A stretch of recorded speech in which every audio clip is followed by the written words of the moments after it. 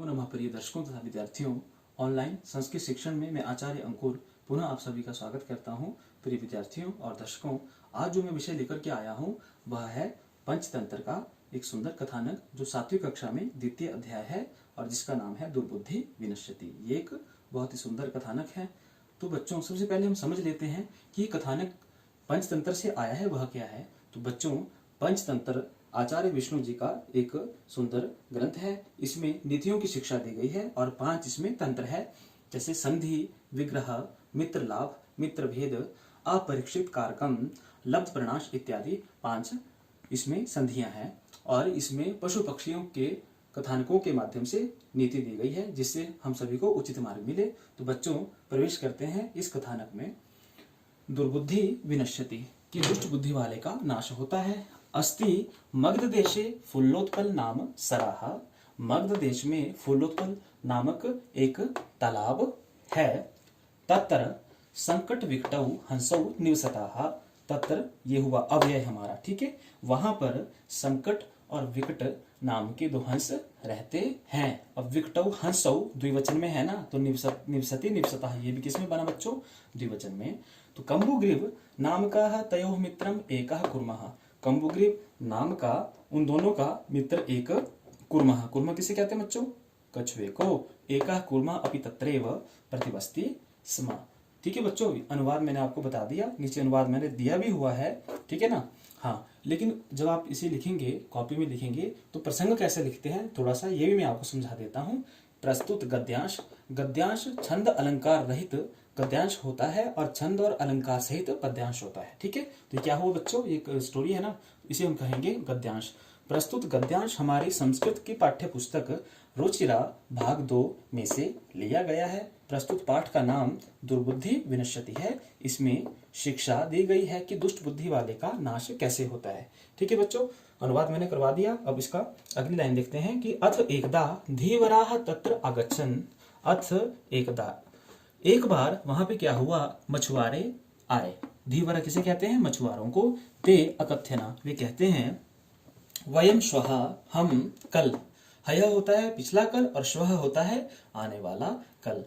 मत्स्य कुर्मादिनाम, कि मछलियां और कछुओं को मारेंगे। मारिष्यामः, ये फ्यूचर में बच्चों, ठीक है। एतत् श्रुत्वा कुर्मः अवदत, यह सुनकर के कछुआ बोला, क्योंकि मछुआरों की बात कछुए ने सुन ली ना, तो वो कहता है कि मित्रे किम युवाभ्याम धीवराणाम वार्ता श्रुता, कि मित्रों, मित्र 2 है ना, तो मित्रे, ठीक है।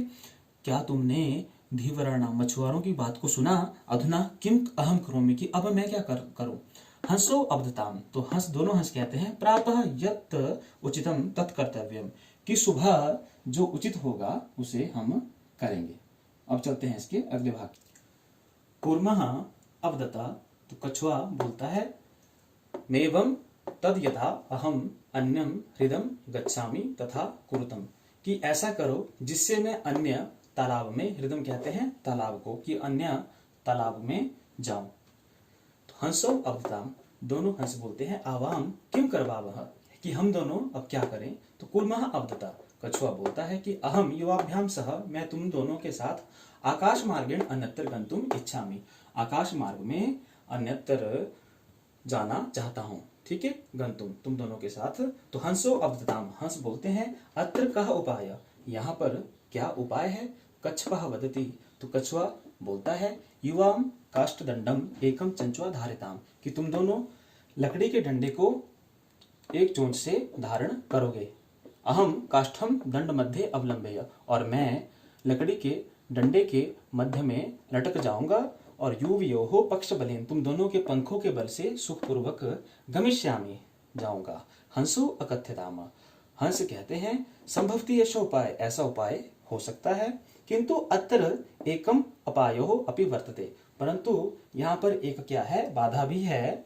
आवाभ्याम नियमानम, हमारे द्वारा ले जाते हुए, त्वाम अवलोक्य, तुम्हें देखकर, जनाः किंचित वदिष्यन्ति एव, लोग कुछ कहेंगे ही, यदि त्वम उत्तरम दास्यामि तदा तव मरणम निश्चितम, और यदि तुम उत्तर दोगे तो तुम्हारा मरण निश्चित ही है।